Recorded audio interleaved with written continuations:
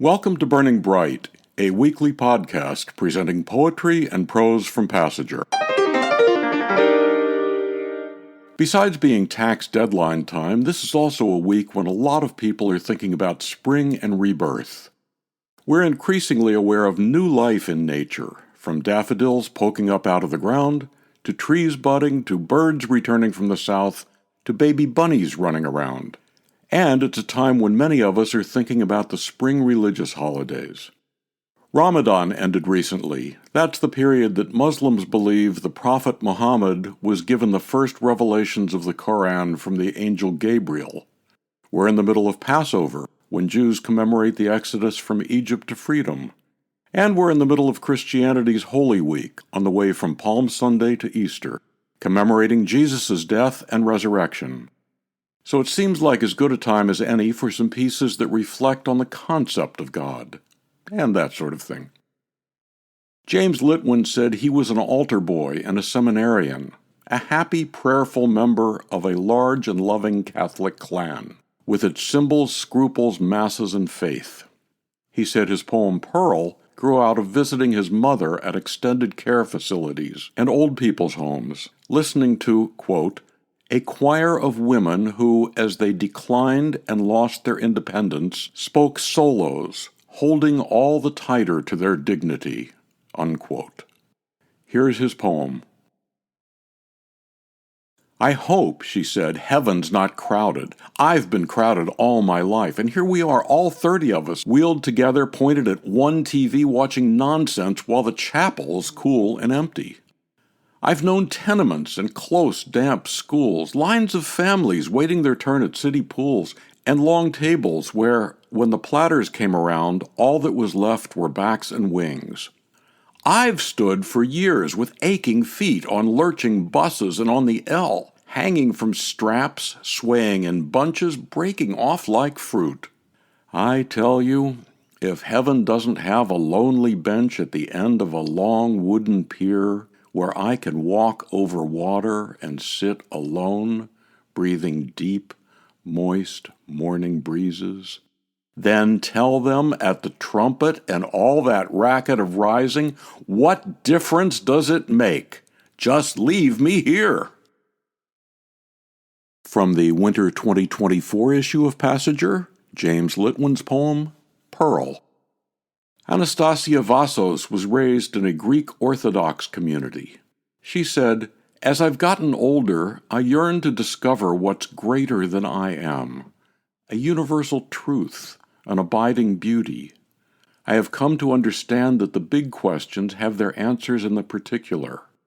Poetry is my vehicle for examining my agnosticism and seeking that meaning. Here's Anastasia's poem, Dear God.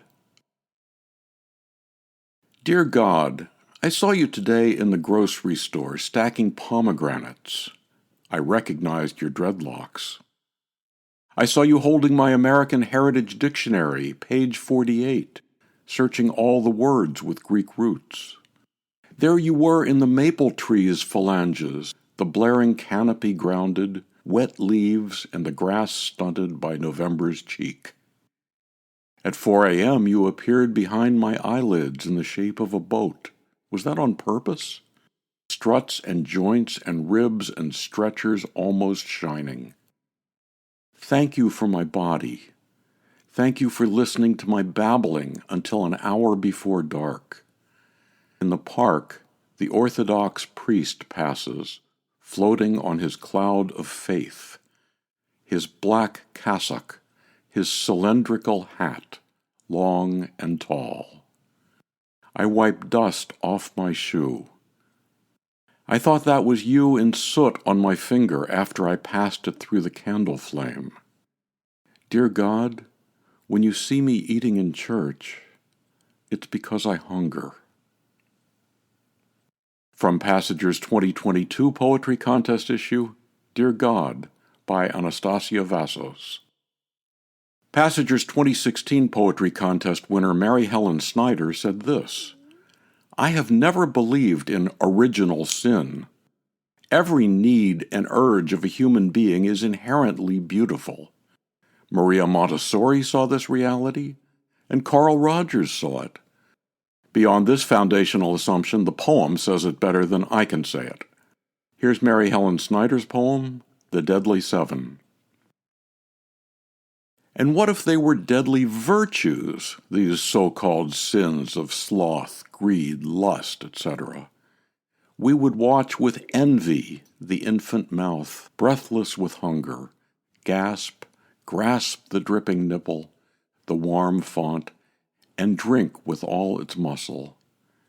We would know there is no foreplay needed to excite desire, and the swollen breast craves the hungry mouth with equal longing. What if the rights to life, liberty, and boundless joy were birthrights, as we said, demanding that we disobey any authority but our own souls?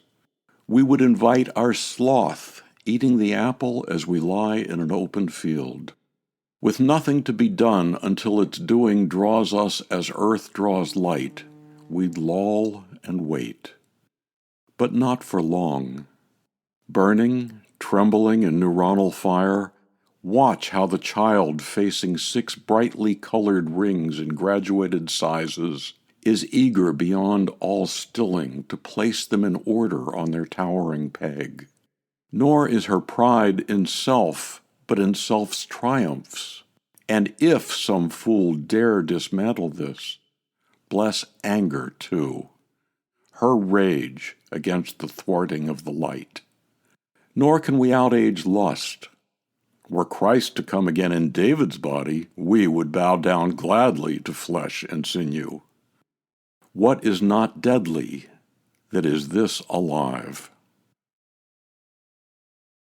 The Deadly Seven, Maryhelen Snyder.